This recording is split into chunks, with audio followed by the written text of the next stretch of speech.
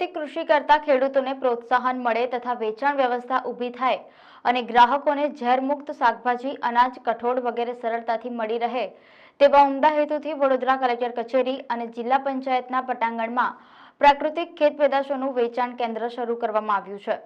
દર સોમવારે કલેક્ટર કચેરીમાં સવારે 11 થી 3 કલાક દરમિયાન અને જિલ્લા પંચાયતમાં દર ગુરુવારે સવારે 11 થી 3 કલાક દરમિયાન પ્રાકૃતિક ખેત પેદાશો ગ્રાહકો ખરીદી શકશે। પ્રાકૃતિક ખેતી કરતા ખેડૂતો દ્વારા ગ્રાહકોને શાકભાજી, કઠોળ અને અનાજનું સીધું વેચાણ કરવામાં આવશે તથા નવા શરૂ કરાયેલા 2 પ્રાકૃતિક ખેત પેદાશોના વેચાણ કેન્દ્રનો વડોદરા શહેરના નાગરિકો અને અધિકારી કર્મચારીઓને લાભ લેવા જિલ્લા વહીવટી તંત્ર દ્વારા અનુરોધ કરવામાં આવ્યો છે। નિવાસી અધિક કલેક્ટર ડોક્ટર BS પ્રજાપતિએ કલેક્ટર કચેરી ખાતે શરૂ કરવામાં આવેલા પ્રાકૃતિક ખેત પેદાશ વેચાણ કેન્દ્રની મુલાકાત લઈ ખેડૂતો સાથે આત્મીયતાસભર સંવાદ સાધી પ્રાકૃતિક કૃષિ પેદાશ અંગે પૂછપરછ કરી હતી।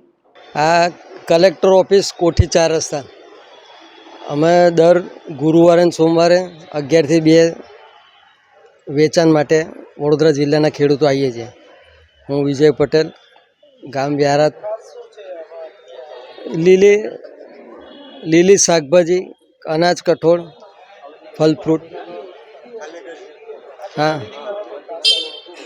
આ DDO મેડમ આવ્યા હતા આજે વડોદરા જિલ્લાના। નેચરલ વસ્તુ ટેસ્ટ કર્યો, હળદરનું અથાણું લીધું।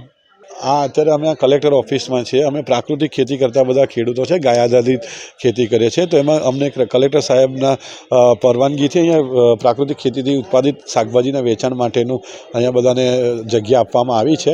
એટલે દર સોમવાર ને ગુરુવાર અમે પ્રાકૃતિક ખેતી કરતા ખેડૂતો અમારી ઉત્પાદિત શાકભાજી ને ફ્રૂટ અને અનાજ વગેરે લઈને અહીંયા વેચાણ અર્થે આવીએ છીએ। આજે DDO સાહેબ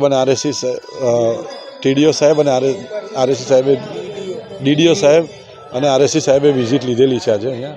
હા, અમને કહ્યું તો બધું કેમિકલ ફ્રી છે ને ખેડૂતોને પ્રોત્સાહન થાય એ રીતના વેચાણ કરો। અહીંયા પ્રોત્સાહન માટે ગવર્મેન્ટ તત્પર છે એ રીતના બી અમને કહ્યું છે અમને।